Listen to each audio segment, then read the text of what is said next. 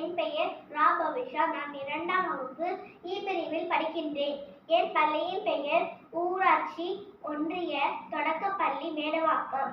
நான் இப்போது திருக்குறள் கதை ஒன்று கூறப்போகிறேன். கதையின் தலைப்பு நன்றி மறக்கலாமா. ஒரு ஊரில் வடிவேலு என்ற ஒரு ஏழை விவசாயி தன் குடும்பத்துடன் வாழ்ந்து வந்தான். அந்த ஊரில் மழை இல்லாததால் பஞ்சம் ஏற்பட்டது. அதனால் வடிவேலு மனைவி வறுமையில் வாடும் குடும்பத்தின் சூழ்நிலையில் எடுத்துச் சொல்லி வேலை தேடி வருமாறு வடிவேலு கூறினார். விவசாயம் நகர் நோக்கி சென்றான். போகின்ற வழியில் ஒரு பெரும் பள்ளம்.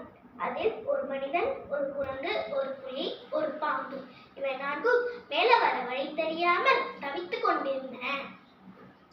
ஐயா, எங்களை காப்பாற்றுங்கள், எங்களால் இயன்ற உங்களுக்கு செய்கின்றோம் என்றன.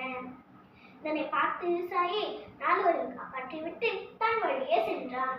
காலை முதல் மாலை வரை எங்கேயும் வேலை கிடைக்காமல் மனமும் உடலும் சோர்ந்து காலை வந்த பல்வழியே சென்றான். ஐயா, இல்லுங்கள், நீங்கள் சொல்வோடு இருக்கிறீர்கள். என்னிடம் உள்ள திராட்சை பழத்தை உண்டு பசியாருங்கள் என்றது குரங்கு.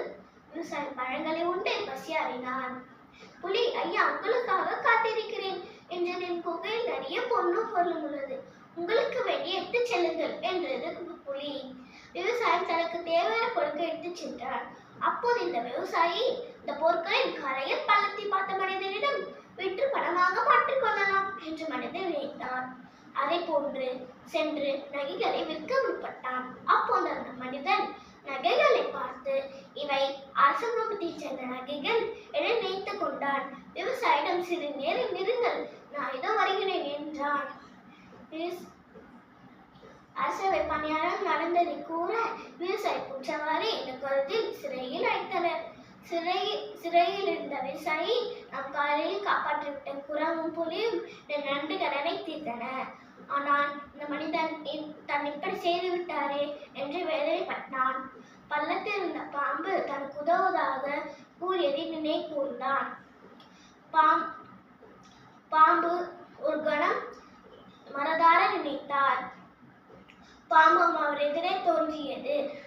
காலை நடந்த அனைத்தையும் பாம்பிடம் கூறினார். பாம்பு விவசாயி காப்பாற்ற ஒரு யோசனை கூறியது.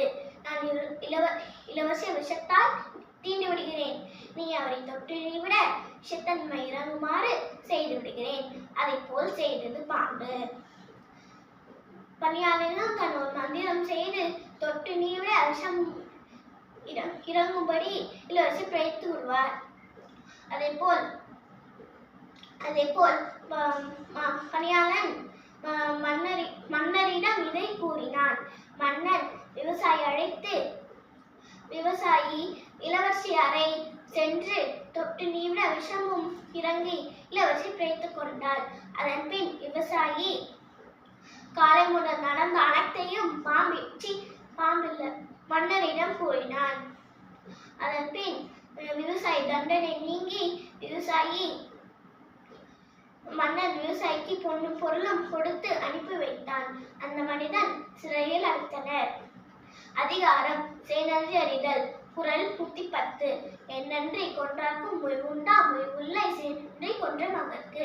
கருத்து: எந்த அறத்தை மறந்தார்க்கு வாழ்வுண்டு, ஆனால் ஒரு செய்ததை மறந்தார்க்கு வாழ்வில்லை. இதுவே இக்குறளில் கருத்தாகும். கதை நீதி: